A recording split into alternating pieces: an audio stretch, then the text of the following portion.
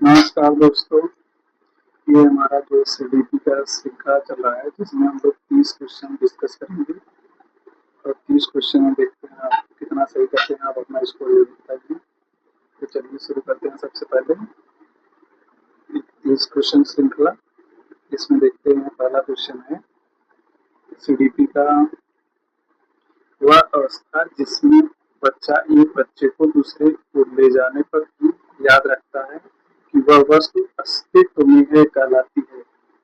गमनागमन, वस्तु अस्थायी, स्थानांतरण अवस्था, अनुकूलन अवस्था। इसका सही आंसर है वस्तु अस्थायित्व। ठीक, दूसरा क्वेश्चन देखते हैं। जब बच्चा एक ही आकृति को अलग अलग रंगों में देखकर भी यह जान लेता है कि वह वही वस्तु वह यह वही आकृति है, यह तो यह दर्शाता है, क्या दर्शाता है? रंग भेद, आकृति स्थायित्व, धारणा परिवर्तन, संवेदनात्मक विकास। तो इसका सही उत्तर है आकृति स्थायित्व। अगला क्वेश्चन देखते हैं। बालक की उम्र और विकास में अंतर को दर्शाने वाला शब्द कौन सा है? अभिवृद्धि, वृद्धि, विकास, उपज। इसका सही आंसर है विकास। अगला देखते हैं। विकास एक निरंतर प्रक्रिया है जो जन्म से जीवन पर्यंत तक चलता है। यह सिद्धांत है सतत विकास सिद्धांत, व्यक्तिगत भिन्नता सिद्धांत, गति दिशा का सिद्धांत, विशिष्टता का सिद्धांत। इसका सही आंसर है ए, सतत विकास का सिद्धांत। अगला क्वेश्चन है। लिंग भिन्नता के कारण लड़के और लड़कियों के लिए अलग अलग खिलौने और भूमिकाएं निर्धारित करना कहलाता है। लिंग स्वीकृति, लिंग समता, लिंग स्टीरियोटाइप, लिंग भावना। इसका सही आंसर है लिंग स्टीरियोटाइप। ठीक, अगला क्वेश्चन देखते हैं। वह प्रक्रिया जिसमें व्यवहार में अनुभव और अभ्यास के कारण अस्थायी परिवर्तन आती है कहलाता है। विस्मरण, सीखना, अनुकूलन, आत्म अनुभव। इसका आंसर है बी, सीखना, लर्निंग। लर्निंग जो है क्लासेस आप लोगों की चलने वाली है। आगे देखते हैं। व्यवहारवादी दृष्टिकोण के अनुसार सीखना मुख्य परिणाम है। इसका है स्वतंत्र खोज का, प्रक्रिया और पुनर्कलन का, सामाजिक अनुभव का, व्यक्तिगत अनुभव का। इसका आंसर है सातवा बी, प्रक्रिया और पुनर्कलन का। ठीक, आठवां देखते हैं। जब विद्यार्थी एक नए विषय को पहले ज्ञात विषय से जोड़कर समझता है तो उदाहरण किसका है? अनुबंधन का, अंतर्ग्रहण का, का अंतर का, उत्तेजना का। तो इसका सही आंसर है अंतर्ग्रहण। आगे देखिए। एक शिक्षक छात्रों को अपने स्तर पर प्रश्न पूछने के लिए कहता है ताकि ये सोचे और उत्तर ढूंढें। यह उदाहरण है, किसका उदाहरण है? रटने आधारित शिक्षण, प्रश्नात्मक या अन्वेषण आधारित शिक्षण, भाषण आधारित शिक्षण और यंत्रवत शिक्षण। तो इसका सही उत्तर है प्रश्नात्मक या अन्वेषण आधारित शिक्षण। ठीक, जब विद्यार्थी समूह में काम करके एक ही लक्ष्य को पाने की कोशिश करता है तो यह कहलाता है, क्या कहलाता है? प्रतिस्पर्धात्मक प्रशिक्षण, व्यक्तिगत अधिगम, सहयोगपूर्ण अधिगम, रटारटी अधिगम। इसका सही उत्तर है इसका सी, सहयोगपूर्ण अधिगम। 11 वह शिक्षण नीति जिसमें सभी छात्र चाहे वे विकलांग हो या सामान्य एक ही विद्यालय और कक्षा में पढ़ते हैं कहलाती है। क्या कहलाती है? विभाजनात्मक समावेशन विशेष विद्यालय, अस्थायी विद्यालय। इसका सही आंसर है समावेशी शिक्षा। 12वां क्वेश्चन देखते हैं।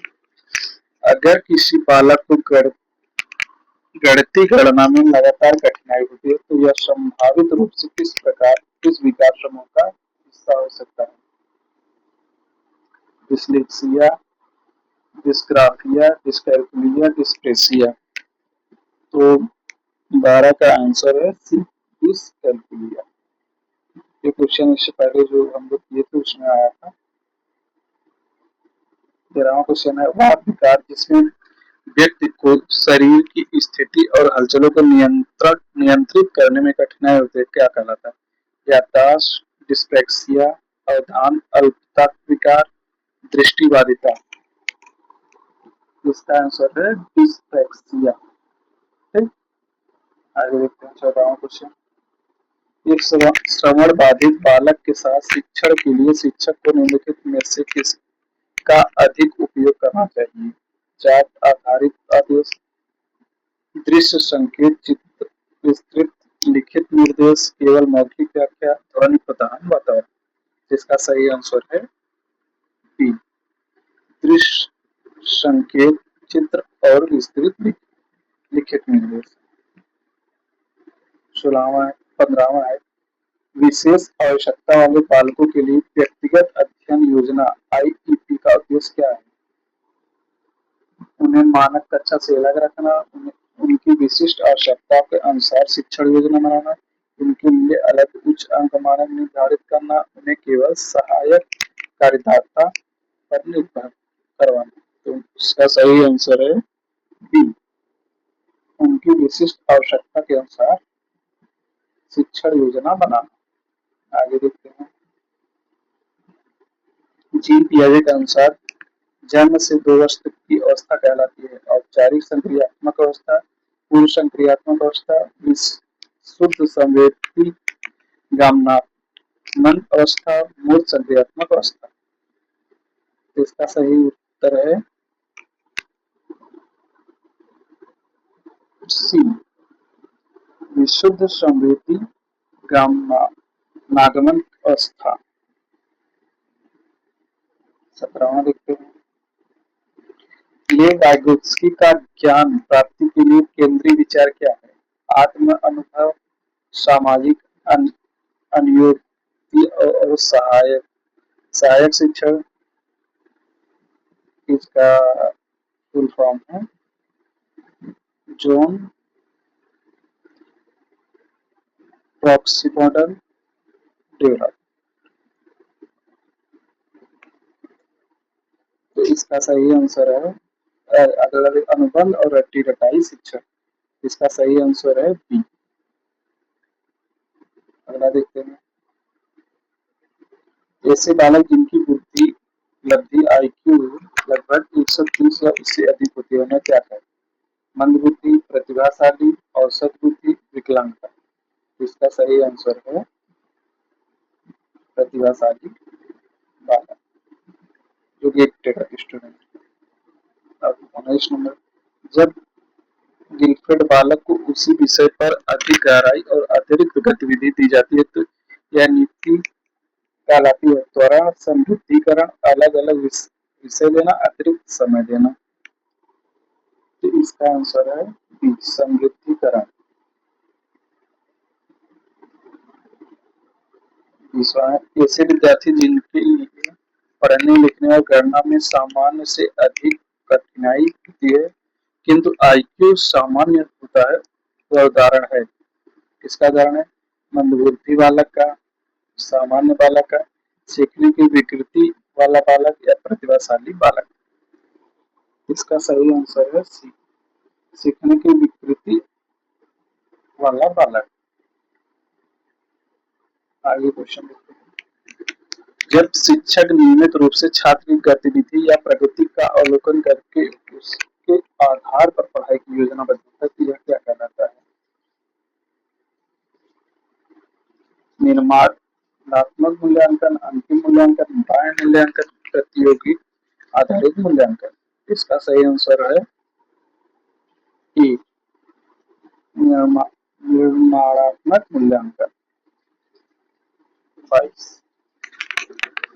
जब विद्यार्थी को उसकी गलतियों पर स्पष्ट और सुझाव देने वाली टिप्पणी दी जाती है तो यह क्या कहलाती है? बाह्य प्रेरणा, निराशा उत्पादन टिप्पणी, निर्माणात्मक फीडबैक, तुलना आधारित टिप्पणी। इसका सही आंसर है सी, निर्माणात्मक फीडबैक। 23 क्वेश्चन होते हैं। निर्माणात्मक मूल्यांकन का मुख्य उद्देश्य, निर्माणात्मक मूल्यांकन का मुख्य उद्देश्य क्या है?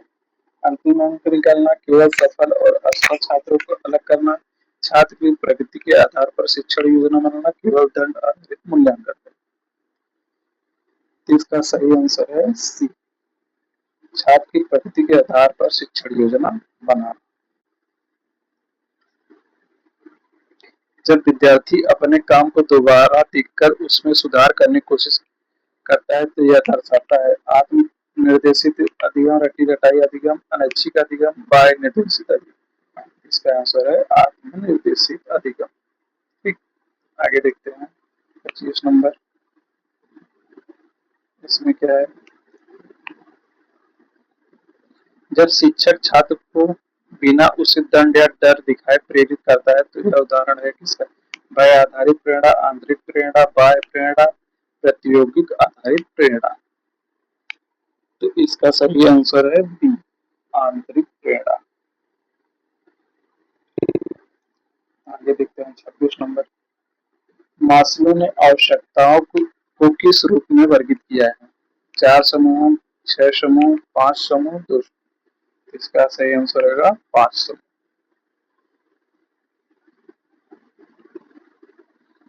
जब छात्र को ऐसा लगता है कि मैं यह काम कर सकता हूँ तो यह दर्शाता है कम आत्मसम्मान, निराशावादी दृष्टिकोण, आत्म क्षमता और बाह्य निर्माण। ये सेल्फ एफिशिएंसी दिखाता है। जब शिक्षक छात्र के असफलता के बाद भी उसके प्रयासों को सम्मान देता है और उसे फिर से प्रयास करने के लिए प्रेरित करता है, यह दर्शाता है दंड आधारित शिक्षण, निराशा उत्पादक भाषण, आत्मसम्मान बढ़ाने वाली प्रेरणात्मक भाषण, तुलना आधारित आलोचना। तो इसमें आंसर है आत्मसम्मान बढ़ाने वाली प्रेरणा। ठीक, 29 नंबर देखते हैं। जब विद्यार्थी मैं असफल हो जाऊंगा इसलिए प्रयास नहीं करूंगा जैसी भावना रखता है तो यह उदाहरण है आत्मविश्वास, आंतरिक प्रेरण,